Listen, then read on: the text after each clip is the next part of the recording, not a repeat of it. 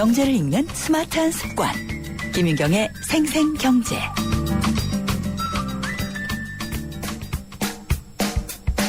아하 경제와 함께하는 한뼘 경제. 경제 상식과 재미를 매일 한 뼘씩 키워드리는 시간. 오늘의 주제, 복지와 세수 확보. 복지는 지난 제18대 대통령 선거의 핵심 이슈였습니다. 그래서 박근혜 대통령은 무상보육, 기초연금 지급 등 대선 공약을 실천하고자 세수 확보의 필요성을 역설했고 그 대안으로 지하경제 양성화, 비과세 혜택 축소 등 증세 없는 복지를 위해 다양한 방안을 제시했습니다. 하지만 유럽의 재정위기와 미국의 셧다운 사태를 보며 지나친 복지가 정부 부채를 증가시켜 재정 건전성을 악화시킨다는 목소리가 힘을 얻으면서 복지 논쟁이 벌어지기도 했습니다. 특히 복지 공약 후퇴와 재원 마련 방안에 대해서는 공방이 계속되고 있는데요. 기초연금 논란을 되짚어볼까요? 정부는 9월 25일 65세 이상 노인 하위 70%의 국민연금 가입 기간에 따라 10만 원에서 20만 원을 지급한다는 기초연금 방안을 내놨습니다. 국민연금 가입 기간이 길수록 기초연금 수령액이 깎이는 구조로 돼 있죠. 앞으로 30대에서 50대 가운데 많은 이가 최소액인 10만 원만 받는다는 사실이 알려져 젊은 세대를 중심으로 국민연금 가입자 역차별을 두고 불만이 쏟아졌습니다. 야당과 시민단체는 모든 노인에게 정액 20만 원을 약속한 공약을 파기했다며 비난했고 정부와 여당은 재원과 지속 가능성을 고려한 불가피한 공약 수정이라고 방어에 나섰죠. 기초연금뿐 아니라 4대 중증질환 진료비 전액 국가부담, 무상보육 문제도 논란이 많은데요. 이러한 복지공약 축소 논란의 중심에는 재원이 자리 잡고 있습니다. 막대한 복지재원 마련이 쉽지 않기 때문이죠. 증세 없이 복지를 보장하는 건 쉽지 않습니다. 일부 전문가들은 그 말이 허구였다고까지 주장하고 또 다른 일부에서는 국가 재정을 생각해서 복지를 다시 생각해야 할 때라고도 합니다.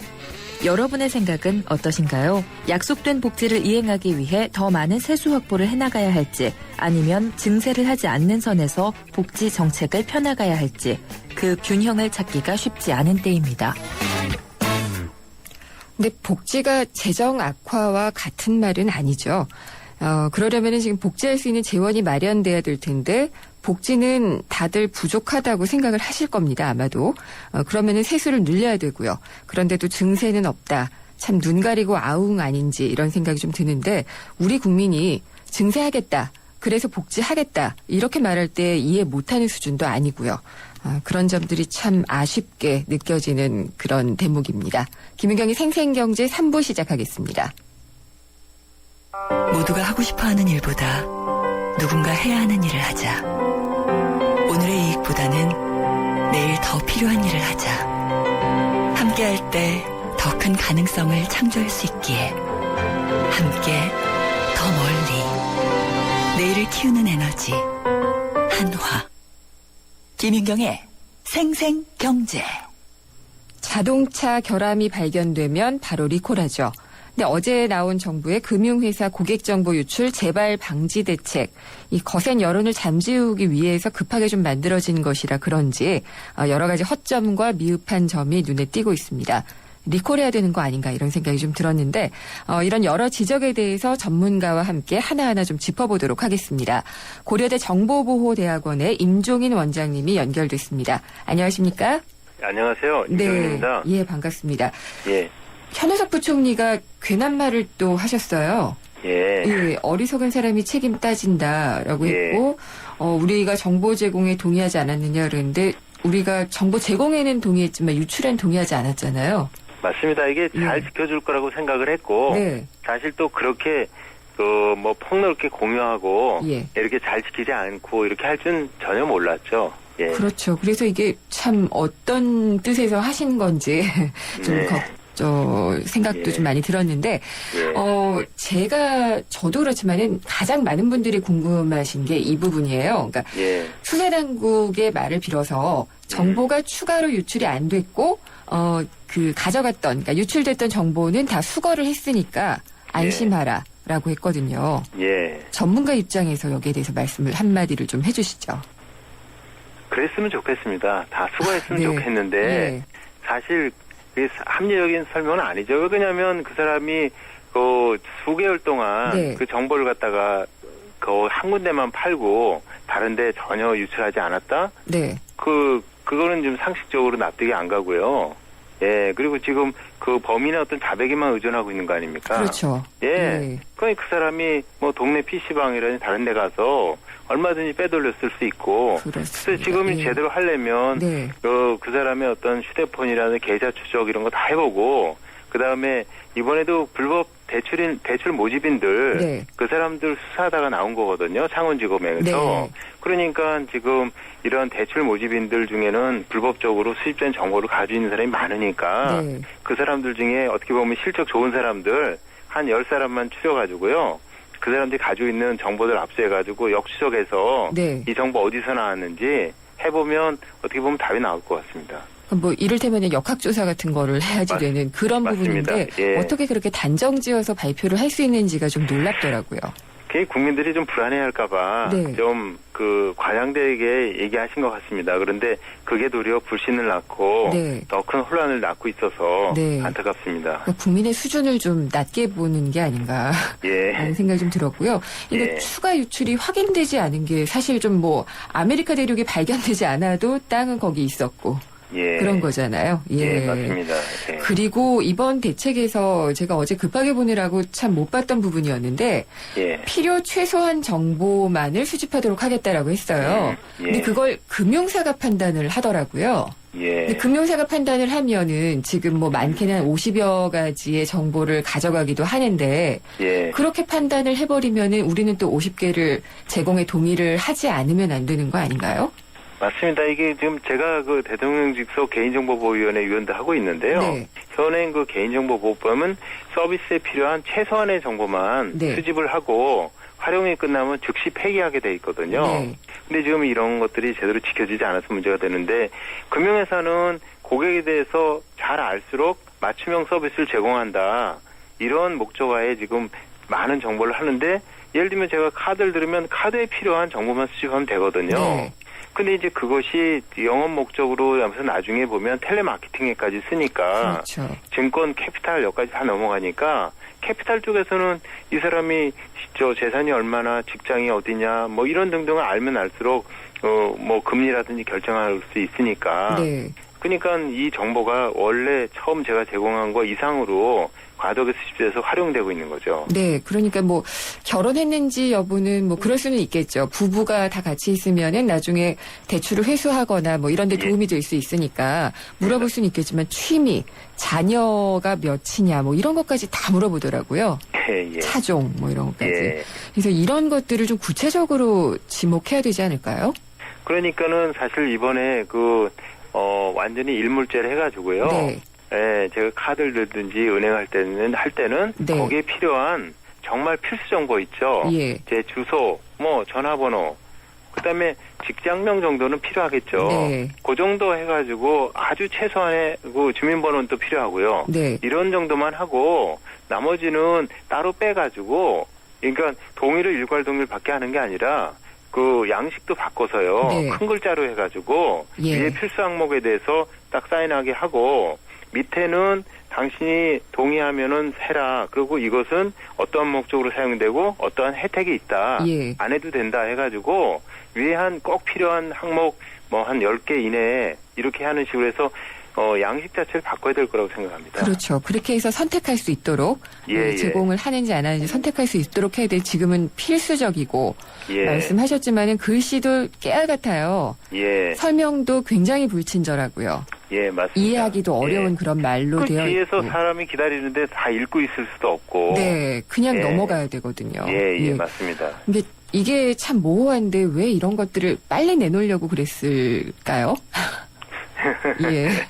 그러니까 이제 국민들이 네. 뭐 사실 2차 유출 없다고 그래도 예. 안 믿고 자꾸 불안해하고 네. 생각한 것보다 뭐 지금 카드 뭐 해지하고 재발급 해달라는 게 200만도 넘고 그렇죠. 이렇게 되니까 이제 예. 급한 마음에 이제 그런 발언도 하시고 네. 뭐 했는데 요즘에는 사실은 감출 수가 없잖아요. 그렇죠. 요즘 같은 인터넷 예. 때문에 SNS로 해서 다 알고 있으니까 어떻게 보면 현 이런 환경을 만들어서 국민들의 의식 수준을 좀 얕본 것 같습니다. 네. 그러니까 미국이나 이런 데서 이런 일이 있으면 조금이라도 문제가 있으면 서로 선제적이고 능동적으로요. 네. 우리 다 카드 바꿔주겠다. 예. 예? 이렇게 나오거든요. 그렇죠. 그리고 예. 제가 불안해하는데 예를 들면 네가 카드 발급받기 전까지 혹시라도 부정사용으로 네가 금전적 피해를 입었으면 우리가 다 물어주겠다. 네. 그러니까 안심하고 기다려라. 예. 그렇게 나오겠죠. 왜냐하면 지금 카드 발급할 수 있는 역량이 우리나라가 1년에 한 500만 장 정도밖에 안 된다고 들었거든요. 네. 그러니까 한 번에 1000만 장, 2000만 장 어떻게 해줘요. 그러니까 예. 그때까지 이제 불안해 할 수 있으니까 네. 자동으로 다 갱신해 줄 텐데 예. 그때까지 일어난 피해는 우리가 다 변상해 주겠다. 이렇게 나오면 국민들의 불안이 확 가라앉죠. 그러니까 21세기를 살고 있는 국민들에게 20세기 수준의 어떤 예. 안심하라는 메시지를 준 게 아닌가라는 생각이 좀 들었고요. 예.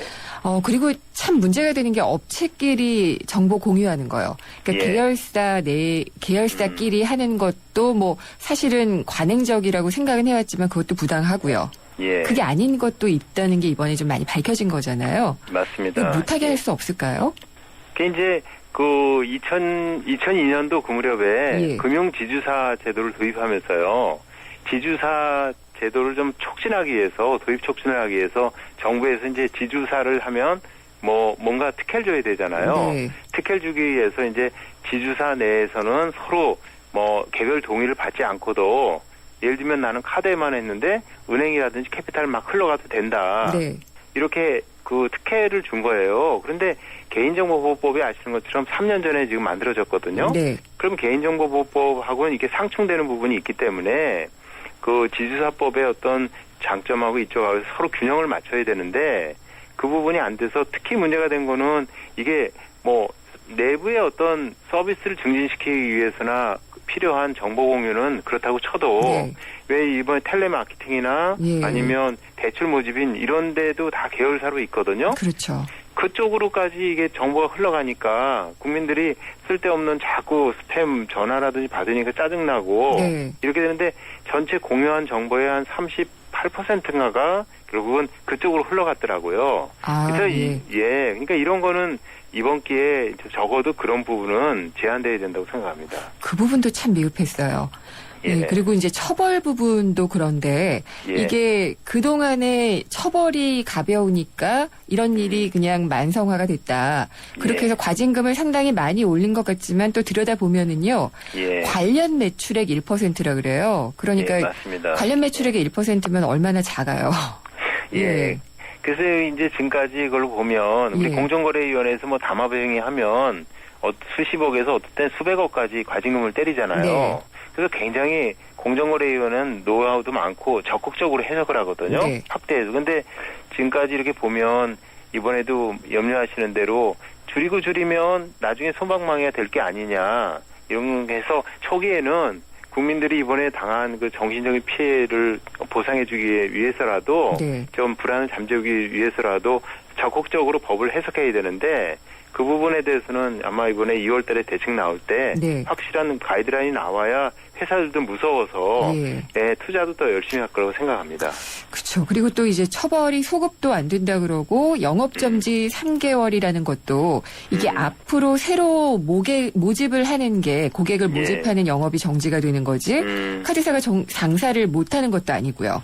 예. 예, 이런 것도 참 손방망이 처벌이 아닌가 싶어요. 그러니까 국민들의 어떤 분노를 잠재우기에는 예. 너무 그분은 좀 정무적 판단이 없이 네. 기계적 판단하는 것 같은데 네. 사실은 그것이 갖는 의미나 이런 것을 좀 적극해서 통신회사들도 얼마 동안 2주든 한 달이든 영업정지 당하고 그러잖아요. 네. 예, 근데 거기는 또 타격이 있다고 얘기하거든요. 네. 예, 그러니까 실질적 타격이 가서 국민들의 분노를 잠재울 수 있게 좀 하는 것이 필요하다고 생각합니다. 네. 그리고 지금 저도 분노하고 있고 많은 고객들이 이제 분노를 하면서 소송을 통해서 손해배상을 받겠다라고 나서고 있고 심지어는 이제 기획 변호사들도 뜬다고 해요. 예. 교수님 보시기에는 이런 손해배상을 청구하는 움직임은 어떻게 보시나요? 이게 이제 일종의 집단 소송인데 네. 우리의 경우에는 두 가지 어려운 점이 있어요. 되게 패소하거든요. 예. 이게 이런 소송들이 다 패소했어요. SK컴즈도 그렇고 예. 전에 옥션도 그렇고 다 패소했는데 네. 그 이유가 이제 사법부가 우선 정신적 배상을 인정을 안 해요. 예. 정신적 배상을 최근 판례를 보면 인정을 안 하고 있고요. 네. 둘째는 이게 명확한 인과관계를 증명해야 되는데 예를 들면은 뭐 몇몇 보도 보면 어떤 분이 미국에서 뭐 내가 안 쓴 결제를 당했다. 네. 태국에서 결제당했다고 그러고 신고하고 그랬거든요. 네. 그랬더니 당장 이번 유출과 직접 관련이 없다. 그런 냉담한 반응을 받았다고 그러더라고요. 그건 철저하게 검증을 한 걸까요? 그러니까 예. 그런 부분에 있어서 일반 소비자가 그걸 어떻게 인과관계를 증명을 해요. 그러게요. 예, 개인이. 그래서 이제 그래서 작년에 이제 그 전자금융거래법이라는 걸 금융위에서 네. 바꾸면서 입증 책임을 사실은 바꿔놨는데 예. 이런 부분에 있어서도 소비자를 적극 소비자 보호 이게 현 정부의 큰 기조 중에 하나니까 네. 금융 소비자 보호 측면에서 적극적으로 구제 방향으로 가야 된다고 생각합니다. 참 며칠 밤 새우시고 대책 만드셨을 텐데 상당히 좀 안타깝다는 생각이 들어서 이게 2월에 다시 나오면은 지금 뭐 여러 가지 짚어주셨지만은 이 부분만큼은 구체화돼야 된다라는 점들 예. 몇 가지 꼽아주세요. 그러니까 이제 지금 제가 보면서 느낀 게 네. 금융당국의 이 보안이라든지 IT에 대한 역량이 많이 부족하다는 걸 느껴요. 네. 그러니까 사실은 이 부분에 있어서 당국의 어떤 역량도 키워야 되지만 어제 대책들이 대부분 다 뭐 잘못하면은 야단치고 징계한다는 얘기만 잔뜩 있거든요. 그렇죠. 근데 이제 제가 그러는데 애한테 공부 못한다고 집에서 내쫓는다고 애가 갑자기 공부 잘할 수 없잖아요. 예. 잘하게 하려면 여러 가지 여건 분석에서 좋은 선생님도 붙여주고 환경도 만들어줘야 되는 것처럼 각 금융회사들의 자체 보안 능력 있죠. 보안 능력, 관리 능력을 증진시키는 방안이 없어요. 네. 어제는. 그래서 열심히 해야 된다는 건 얘기했는데 어떻게 하면 해야 되냐? 조직도 확대시키고 인력도 확보하고 등등 하려면 네. 예산도 확보해야 되는데 그 부분을 구체적으로 하기 위한 방안을 갖다가 제시해 주는 게 필요하다고 생각합니다. 그렇죠. 보안에 있어서 자꾸 이제 마지막으로 치르려는 비용으로 생각하지 말고 예. 이런 걸 좀 적극적으로 준비할 수 있도록 하고 그런 또 인력들을 뽑거나 하면 인센티브도 주고 뭐 이런 식의 맞습니다. 예. 그 굉장히 긍정적인 측면의 대책이 필요하지 않나라는 생각을 예, 맞습니다. 하게 예. 됐습니다. 예. 오늘 말씀 감사드립니다. 예, 고맙습니다. 예, 고려대 정보보호대학원 임종인 원장이었습니다. 나랑 결혼해줄래? 내 속까지 풀 스테인리스로 건강하고 깨끗하게 지켜주고 아껴주고 싶으니까 코코 풀 스테인리스 2.0 에코. 매일 너와 코코하고 싶어. 코코. 안녕하세요. 한우 지킴이 이승기입니다. 그냥 소고기랑 한우 겉모습만으로 구분하긴 어려우시죠? 구입하는 한우의 라벨을 확인하세요. 등급과 혈통, 품종의 이름까지 한눈에 볼 수 있으니까 믿을 수 있습니다. 한우 자조금. 예, 잠시 후 4부에서는 최근 기지개를 켜고 있는 경매시장 동향을 살펴보고요. 올 한해 또 채용 전망은 어떻게 발표가 되고 있는지 알아보겠습니다. 상담이나 의견 있으시면은 문자 메시지, 휴대전화 우물정의 0945번, 그리고 또 YTN 라디오의 앱이 있습니다. 예스를 통해서 실시간으로 메시지나 사연을 남겨주시면 됩니다. 잠시 후 4부에서 뵙겠습니다. 여보, 우리 집 도로명 주소 알아? 그럼 당연하지. 대안길 5번이잖아. 벌써 알고 있었네? 도로명 주소는 도로 왼쪽에는 홀수, 오른쪽에는 짝수 번호 건물이 순서대로 있으니까 도로 이름과 건물 번호만 기억하면 쉬워. 와, 알려주기도 찾아가기도 정말 편하겠네. 네. 각종 민원 신청할 때도 우편물을 보내거나 길 찾을 때도 이젠 도로명 주소. 도로명 주소 홈페이지나 주소 찾아 앱에서 우리 집 주소를 꼭 확인하세요. 이 캠페인은 국민의 안전과 행복을 생각하는 안전행정부와 함께합니다. 살아있는 뉴스 깨어있는 방송 한국의 뉴스 채널 YTN 뉴스 FM 한 걸음 더 경제와 가까워지는 오후 김은경의 생생경제.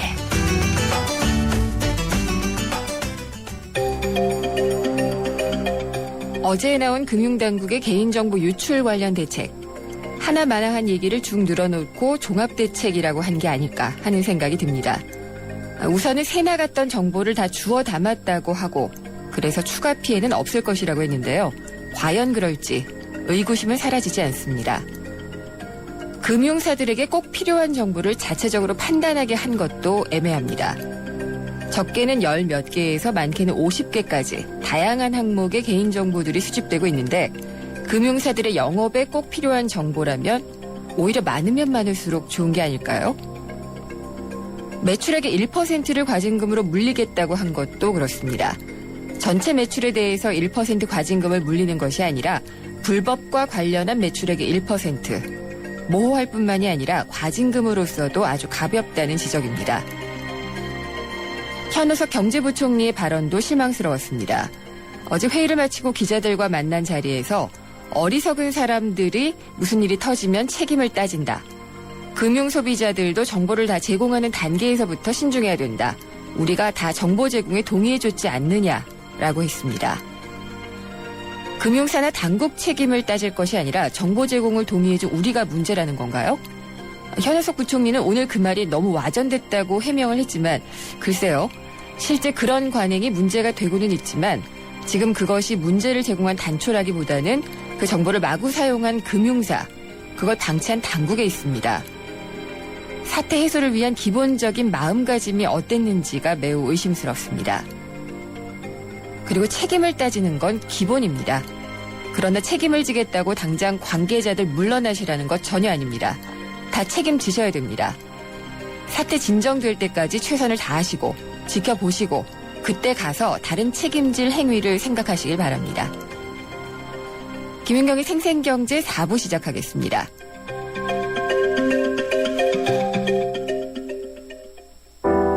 당신의 베이스 캠프는 어디입니까? 어디로 가야 할지 모른다면 방향이 될 것이고 계속 가야 할지 망설인다면 용기가 될 것입니다. 베이스 없는 정상은 없습니다. 세상의 베이스가 되다. 포스코. 네, 부동산 경매 시장이 이 5년 사이 낙찰률이 최고조를 이루고 있다고 합니다. 오늘 알짜 부동산 정보 시간에는 경매 시장 동향 그리고 경매로 내 집 마련하는 법에 대해서 알아보겠습니다. 지지옥션의 하유정 선임연구원 전화로 연결돼 있습니다. 안녕하십니까? 네, 안녕하세요. 네. 정말 올해는 부동산 경매 시장이 발전할 수 있는 전기가 될 수 있겠다. 이런 생각도 좀 들어요. 네네. 예, 올해 또 혹시 뭐 제도들도 좀 개선되는 게 있나요? 예, 올해 최저 매각 가격이 기존보다 낮아지는데요.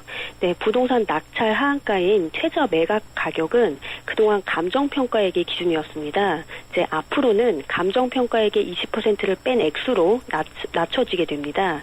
최저 매각가가 내려가게 되면 첫 경매일부터 매수 희망자들이 적극 참여하게 되어 경매가 신속히 진행될 것으로 보입니다. 예, 법이 시행되면 첫 매각기일 낙찰률이 한 50%까지 오르고 경매 기간도 단축되어 채무자는 지연이자 부담을 줄일 수가 있게 되고 채권자는 신속하게 채권을 회수할 수 있게 됩니다.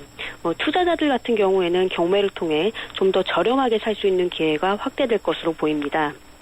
예, 최저 매각 가격 말고 또 공유자 우선 매수권의 행사가 기회가 무제한해서 1회로 한정이 되는데요. 공유자가 매물을 사겠다고 한 뒤 보증금을 내지 않은 경우에도 우선 매수권을 행사한 경우로 간주하게 됩니다. 이게 부동산의 지분을 가진 공유자들이 우선권을 남용해서 매수 의사를 밝혀놓고도 대금을 내지 않는 등의 방법으로 경매를 번번이 유찰시키는 바람에 그러니까 제3자의 경매 참여를 막는 폐단을 줄이려고 이렇게 하는 건데요. 그동안 공유자는 제한 없이 우선 매수권의 행사가 가능했는데 제도를 악용하는 사람들이 있어가지고 저가에 매수하는 수단으로 변질되니까 횟수를 제한하게 된 것입니다. 그렇군요. 그런 것들이 좀 많이 도움이 될 수 있을 것 같네요. 네네. 예, 그리고 주택 임대차 보호법이 개정이 되면은 또 경매 시장도 영향을 받을 수 있을 것이다라고 얘기를 하고 있는데 네네. 어떻게 전망을 하시나요? 예, 올해 1월 1일부터 소액 임차인을 위한 최우선 변제 금액이 상향되는데요. 최우선 변제금은 주택이나 상가가 이제 경매로 넘어갈 경우에 소액 세입자가 우선해서 돌려받을 수 있는 보증금 한도액입니다. 네. 네, 주택의 소액 보증금과 최우선 변제금 제도는 이게 한 1984년 6월 14일부터 사회보장적 차원에서 시작됐는데요. 이게 상가 같은 경우에는 2002년도 11월 달에 이제 적용이 됐습니다. 이게 이제 올해 1월부터 개정이 되면 서울의 경우에는 보증금 9,500만 원 이하 주택을 계약한 세입자 같은 경우에는 집이 경매에 붙여져도 보증금 3,200만 원을 먼저 돌려받을 수 있게 됩니다. 기존에는 보증금 7,500만 원 이하 세입자에 한해서 2,500만 원까지만 변제를 해줬거든요. 네. 한 700만 원 정도가 상향이 된 것입니다. 서울 네. 같은 경우에요. 네.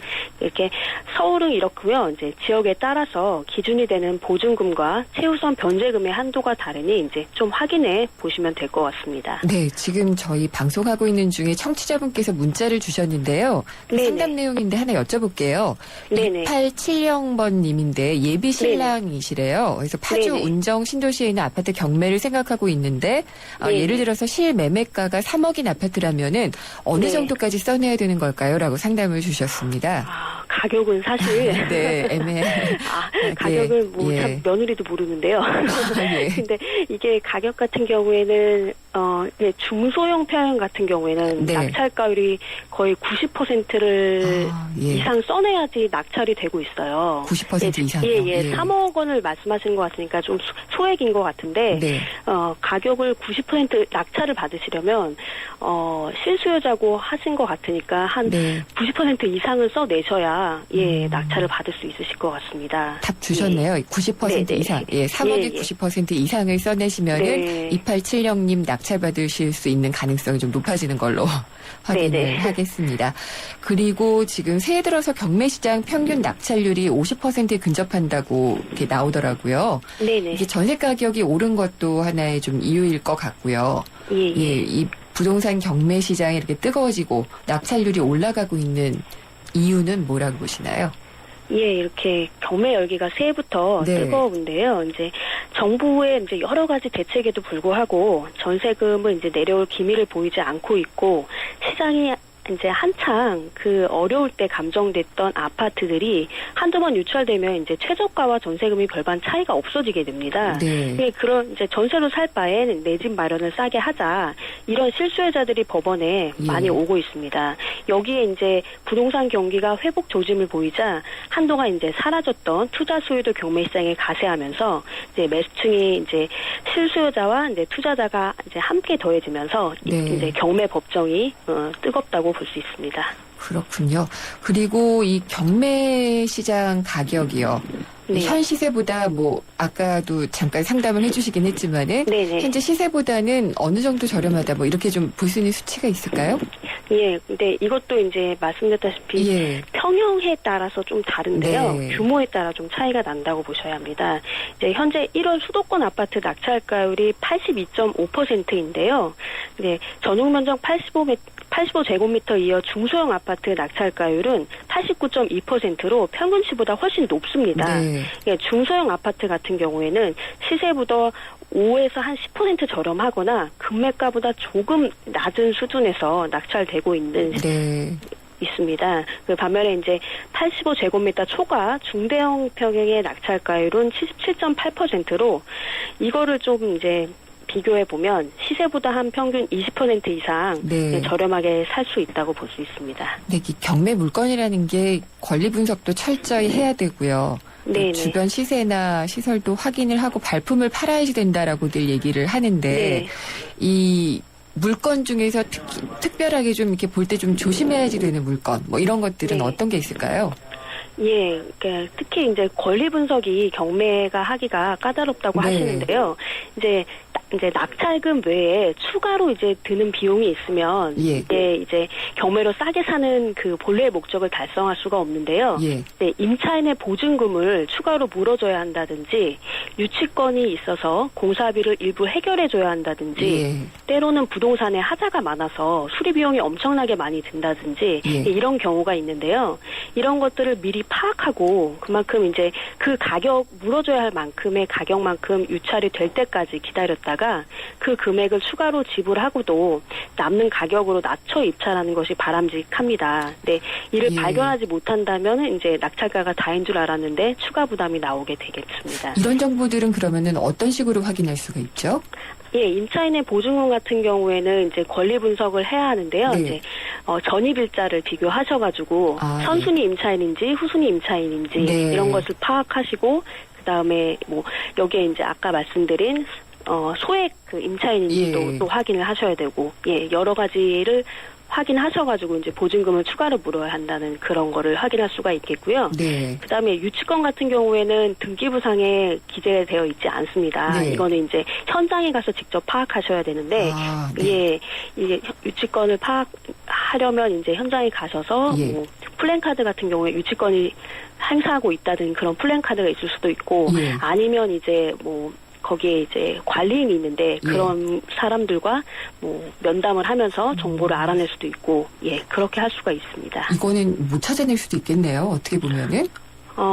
그래서 좀 예. 그런 특수 권리가 있는 물건들은 이제 전문가들이 많이 하고 있는데요. 예. 예, 뭐 그런 물건 아닌 경우라도 일반인들이 할 수 있는 물건은 많으니까요. 네. 예. 알겠습니다. 그리고 또 네. 오피스텔 경매에도 지금 관심을 갖는 분들도 있고 그런 것 같아요. 네네. 이쪽은 어떤가요?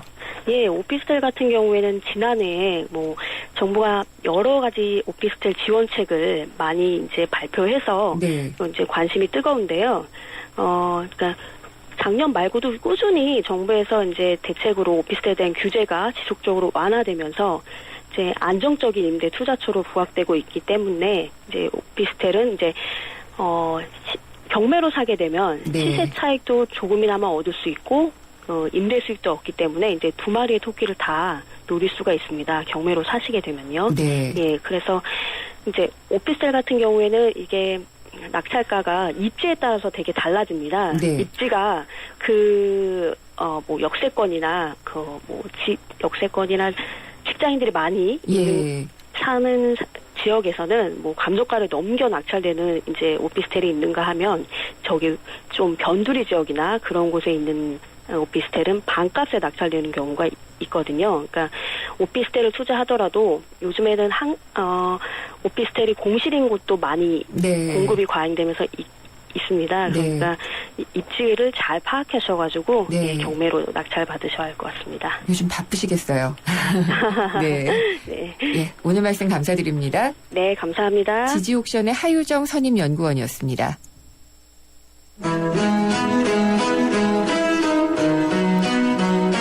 수천만 원에서 수억에 달하는 상가 권리금을 돌려받지 못하고 건물에서 쫓겨나는 상인들의 억울한 사연 들어보셨나요? 정확한 산정 방법도 없는 데다가 법으로 보호받지도 못하는 상가 권리금의 문제. 어디부터 잘못됐고 어디에서 고쳐가기 시작해야 할까요? 또 상인들이 피땀 흘려 상권을 일궈놓으면 프랜차이즈 점포들이 비싼 월세와 권리금을 무기로 자리를 뺏는 현실. 이번 주 금요기획에서 다뤄봅니다. 예, 취업하기 정말 어렵죠. 근데 조금 더 빨리 쉽게 취업의 문을 두드릴 수 있는 취업에 대한 정보와 방법을 소개해 주시는 분 스튜디오에 나오셨습니다. 인크루트의 서미영 상무십니다. 안녕하십니까? 안녕하세요. 네. 지난주에도 잠깐 언급을 했는데 네. 올해 취업 시장 뭐 이렇게 좀 너무 크게 질문을 드리는 것 같기는 한데 네. 어떻다고 봐야지 될까요? 지난주에 조금 저희가 이제 요약 정리를 했기 때문에 네. 간단하게만 말씀드리면은 지난주에는 매출 500대 기업을 대상으로 조사를 했더니 한 1.5% 정도 이제 하락이 있겠다라고 예상을 했었고, 네네네. 예. 그리고 조금 이제 폭을 넓혀봤어요. 상장사를 대상으로. 예. 그랬더니 1대1 전화 조사를 통해서 인크루트가 조사한 결과로는 약 1.7% 전년 대비 줄겠다라고 네. 이제 와서 주는 현상은 맞을 것이라고 일단 예상이 되고요. 네. 그것이 이제 어느 만큼이냐 이제 이런 부분으로 정리가 될 것 같습니다. 하지만 감소폭이 네. 어쨌든 크지 않다는 점에서 경기 회복이 이게 정말 경기 회복이 되고 있는지 아닌지 잘 모르겠지만 채용 시장에 있는 입장에서는 채용이라는 거는 경기의 후행 지표이거든요. 네. 근데 감소폭이 준다는 거는 경기의 하락세가 다소 멈추지 않았나라고 이제 예상은 해볼 수가 있어요. 네네. 네. 그러니까 선행하는 것이 아니라 지금까지 그렇죠. 경기가 안 좋았기 때문에 네. 기업들이 좀 조심하고 몸을 사리는 것이다. 네네. 근데 뭐 외국도 그렇지만은 막 공장에 주문은 는데요. 네. 그런데 기계에는 투자를 하는데 그렇죠. 사람을 안 늘리고 있는 게 요즘 추세다 이런 맞습니다. 기사들도 네. 나오고 있더라고요. 네. 특히나 또 청년 취업 시장이 어렵잖아요. 네네네. 예, 청년 쪽을 본다면은 더 어렵다고 봐야지 될까요? 뭐 어떻게 5개년 예. 추이를 한번 분석을 해봤어요. 네. 그러니까 대졸 신입공채 채용 비율이 하락 추이인 건 분명해요. 그러니까 네. 제가 전년도에 올해 이제 그 저희가 시간 선택지 일자리가 어떻게 영향을 미칠 것인가가 변수라고 말씀을 드렸는데 네. 일단 저희 조사 결과로는 다소 하락이 있는 것은 분명합니다. 근데 이제 이 폭을 좀 보면은 네. 아까 잠깐 말씀드렸던 것처럼 2010년부터 지금까지 계속 줄었어요. 네. 근데 이제 이 그 준 하락폭이 2010년은 2009년 외환위기 대비 11.5% 큰 폭의 감소가 네, 있었습니다. 많이 줄었네요. 네. 예. 근데 2011년부터는 감소폭이 절반으로 줄어들어서 5.1%, 5.7%, 2013년에는 4.6%까지 왔는데 예. 2014년도에는 2010년 대비 감소폭이 보면 꽤 많이 준 거죠. 1.7% 정도 나왔으니까. 그래서 그렇네요. 예. 네네. 뭐 어렵기는 하지만 어쨌든 이게 고통의 폭이 조금 어쨌든 줄었다. 뭐 이렇게 정리될 수 그렇네요. 있을 것 같아요. 예, 그거는 좀 반가운 수치인 것 네네. 같고요. 뭐 업종별로 봤을 때라든지 또 네. 규모별로 봤을 때 채용하겠다는 규모가 조금 다를 수 있을 것 같아요. 예. 그 전년도 하반기에 그 채용 동향 조사를 했을 때는 네. 전 업종이 다 마이너스였기 때문에 네. 별로 이렇게 뭐 추려서 얘기할 내용이 없었는데 그렇죠. 이번 조사 결과는 어쨌든 그 업종의 경기 지수들을 조금 반영하고 있는 거 아닌가라는 판단이 좀 드는데요. 어떤 업종이 좋은가요? 네, 좋은 분야를 먼저 보면 물류운수, 네. 석유화학 업종의 전망이 좀 밝은데요. 네. 물류운수가 17.7% 정도 일자리를 확대하는 것으로 나타났습니다. 이것은 최근 대한상공회에서 발표 내용에서 원인을 찾을 수 있는데 네. 내수시장 회복 및 택배, 산필시장의 성장이라든지 이런 것들 때문에 물류운수 업계의 경기 전망이 채용 시장으로 연결됐다 이렇게 이제 판단을 합니다. 네. 예. 그리고 석유화학 역시 이제 14.6% 정도의 비슷한 수준으로 증가할 것으로 보여지고요. 그밖에 금융, 제조, 정보통신 등도 소폭 이제 상승할 것으로 보여집니다. 네. 반면에 건설업은 올해도 죽쓰네요. 안 채용 좋군요. 규모, 네. 채용 규모도 크게 하락할 것으로 지금 이제 마이너스 16.1% 정도 되거든요. 네. 업계 불황이 이제 채용 시장에도 이제 두드러지게 좀 나타나고 있는 것 같습니다. 네. 제약도 좀 규모가 조금 많이 하락을 했고요. 식음료. 또 한 5% 네. 이상씩 채용 인원을 감소할 것으로 확인됐습니다. 그래도 이제 물류 운수업이 조금 밝아진다고 하는 거는 네. 우리나라 경기가 좀 왠지 돌고 있는 듯한 네, 그런 느낌이 있죠. 좀 네네. 드는 것 네네. 같아요. 그리고 작년에도 그랬고 올해도 그렇고 열린 채용 관심 네. 많잖아요. 네. 예, 다들 뭐 스펙만 생각하고 있을 수는 없으니까 네. 예, 어떻게 네, 보면 청취자들이 될까요? 혹시나 잘 모르실 네. 수 있어서 다시 한번 네. 정리하면 열린 채용이란 네. 서류 전형에서 스펙 중심의 전형을 하지 않겠다. 뭐 네. 대략 이렇게 이해하시면 되는데요. 매출 500대 기업을 대상으로 인크루터 열린 채용에 대해서 설문을 한번 해봤습니다. 네. 결론부터 말씀드리면 설문에 응한 이제 기업의 50% 정도가 열린 채용을 검토하겠다. 네. 대단히 높은 숫자라고 판단이 되고요. 예. 이 트렌드가 한 2년 정도 이제 연속하면서 어쨌든 전반적인 분위기, 채용 시장의 분위기가 된 것은 네. 맞다라고 생각이 되고요. 기업의 규모를 한번 확인을 해봤는데 네.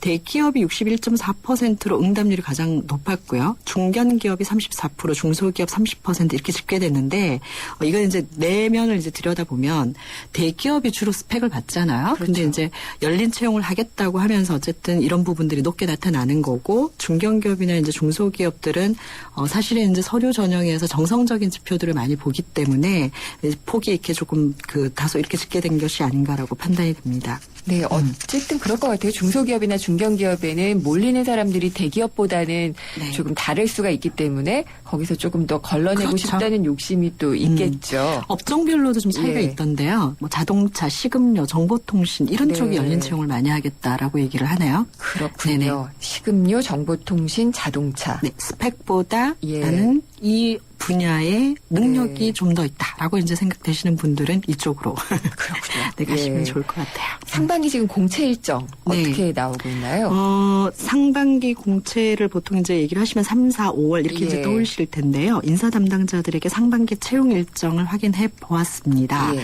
3월이 16%, 4월이 12%, 뭐 5월이 12% 네. 이렇게 해서 3, 4, 5월이 한 41% 정도 이제 채용 신입 공채 네. 월별 비중을 이제 차지하고 있고요. 그래서 3, 4, 5를 대략 이제 목표로 하셔서 1, 2월에 이제 준비를 하시는 기간으로 운영을 하시면은 네. 좋겠습니다. 1월 얼마 안 남았으니까 네. 한 달 정도 남았는데 취업 준비생들 지금 그러면 한 달 바짝 좀 준비를 할 수 있는 부분이 어떤 걸까요? 네, 설 때 괴롭겠죠, 일단. 네. 예. 일단 그 상반기 공채가 얼마 남지 않았어요. 3월이라고 하지만. 근데 이렇게 본격적으로 공채가 실시가 되면 이렇게 네. 채용 정보들이 이렇게 막 쏟아져 나올 거 아닙니까? 근데 이런 공고들이 쏟아져 나오기 시작하면 정작 또 어디에 지원해야 될지 결정이 안 되는 경우들이 많기 때문에 1, 2월 달 가장 해야 될 것 중에 하나는 뭐냐면 목표로 하는 기업이나 직종 분야 네. 이거 결정하셔야 다음에 무엇이 해야 될까의 순서가 정해집니다. 그렇죠. 두 번째는 예. 이것이 정해지고 나면 이력서나 자소서 쓰셔야죠. 네. 쓰셔야 3월이 되면 입사 지원 활동을 할 수 있으니까 네. 1, 2월 달은 어쨌든 목표로 하는 기업 내 직무 분야 그리고 이력서까지는 반드시 써두셔야 된다. 여기까지 네. 준비가 되면 예. 3, 4, 5월 달부터는 되는 대로 입사 지원을 하시면 돼요. 네. 근데 입사 지원하는 이제 방법이 선호도가 가장 높은 이제 기업군에서부터 이제 밑으로 쭉 내려오시기를 이제 권하고 싶은데 대기업 지원하시고 싶죠. 근데 대기업 하세요. 근데 이제 여기서 별로 내 서류에 대한 반응률이 신통치 않아. 네. 그러면 중견기업 내려오시고 그래도 시원치 않으면 중소기업, 소기업, 네. 벤처기업, 뭐 스타트업 기업 이런 네. 식으로 이렇게 쭉 가시다 보면 되기는 돼요. 네. 근데 대개는 대기업, 뭐 좀 누구나 아는 기업, 뭐 이런 데서 멈추다 보니까 취업이 그 정해진 기간 동안 안 되는 경우들이 많죠. 네, 그래서 취업을 재수하잖아요. 그렇죠. 장수하면 안 되는 거고. 네. 예. 그래서 눈높이를 조금씩 낮추는 그런 현실적인 자세가 필요하다라고 말씀을 하셨는데 네. 그것 말고 또 우리가 명심을 해야 될 게 어떤 걸까요? 근데 저는 눈높이를 낮추라고 취준생들에게 말씀드리고 싶지 않아요. 네. 네네. 가고 싶은 대로 가는데 네. 내가 첫 번째가 안 되면 두 번째로 넘어가는 지혜는 있어야 된다. 최선이 아니면 차선을 선택하는. 차선이라도 선택을 해야 된다는 네. 그런 맥락으로 이해해 주시면 좋겠고요. 예. 일단 뭐 그 전략으로 가져야 될 그 첫 번째는 아까 말씀드렸던 것처럼 내가 하고 싶은 것을 명확히 하는 것. 적성을 명확히 하는 것. 이것부터 네. 이제 시작이 돼야 되는데. 어렵죠. 네, 어렵죠. 물론 네. 어렵죠. 그리고 취준생 10명 중에 예. 4명은 자신의 진로를 결정하지 못한 채 구직 활동을 하고 있다고 합니다. 그러니까 스팸성 입사 지원을 계속 하고 있다고 보시면 되는 거죠. 햄성 지원이요. 표현이 예. 좀 거칠었죠. 근데 네. 실제 그렇게 한다고 저는 보아도 무방할 정도로 무차별적 지원을 하고 있다라고 봐요. 양적으로 막 승부를 그렇죠. 보는 본인이 거죠. 가지고 예. 있는 역량이나 이런 것들 상관없이 지원을 하고 있는데 아까 말씀하신 대로 내가 뭘 하고 싶은 사람인지 모르는 게 어찌 보면 정상일 수도 있어요. 젊은 네, 나이에 그럴 수 맞아요. 있잖아요. 예. 그래서 이런 경우 제가 이제 드리고 싶은 가장 제 나름의 진정성 있는 이제 조언은 뭐냐면 할 수 있는 일을 해보라는 거예요. 아, 네. 네, 할 수 있는 일부터 하시면서 하고 네. 싶은 일을 찾아가자는 거죠. 그것도 좋은 방법이죠. 네, 아주. 할 수 예. 있는 일을 하다 보면 네. 그래서 채용 시장에 일단 발을 내딛지 않습니까? 그러면 경력이 한 3, 4년 차 정도 돼요. 그러면 선택해서 고르할 수 있는 정도의 입장이 됩니다. 네. 믿어보시고 한번 그렇게 해보시면 가장 좋을 것 같고요. 좋은 방법이에요. 두 번째는 예. 지난주에 우리가 그 삼성 채용 방식의 변화에 대해서 소개를 잠깐 드렸죠. 네. 그래서 올해는 경험을 쌓더라도 이 역시 무차별적 경험은 큰 도움이 되지 않는다는 거. 방향에 부합된 경험을 네. 쌓아야 된다는 거. 그래서 알겠습니다. 네네. 예. 시간이 다 됐죠? 스토리가 되는 맥락이 네. 있는 그런 네. 걸 만들어라라는 네. 말씀으로 또 듣겠습니다. 오늘 말씀 감사합니다. 감사합니다. 예, 잉크루트의 서미영 상무였습니다. 놈이라고 깎아주시는 겁니까 지금? 아 굶게 이 정도 피자면 강남필인디. 아 우리 돈 많아라. 점심엔 5,900원 맞습니다. 스마트 런치 진짜로 피자가 5,900원. 점심이 기다려지지 않니? 굶게 소치의 감동부터 브라질의 열기까지 LGTV로 바꾸시면 더욱 생생해집니다. 울트라 HD TV, OLED TV, LED TV 구입 시 최대 200만 원 캐시백 혜택을 드립니다. 2월 23일까지 행사 제품에 하나면 홈페이지를 참조해주세요. 전자제품 쇼핑은 베스트샵에서. 내일 예고 나갔죠? 이 월세 내가면서 힘겹게 가게를 키워놓으면은 건물주가 나가달라라고 한다든지 더 비싼 월세를 내면서 프랜차이즈 점포가 들어온다든지 가게 상인들 눈물이 쌓여가고 있습니다. 상가 권리금 문제 내일 금요기획에서 다뤄보도록 하겠습니다. 오늘 순서 마치겠습니다. 김은경이었습니다.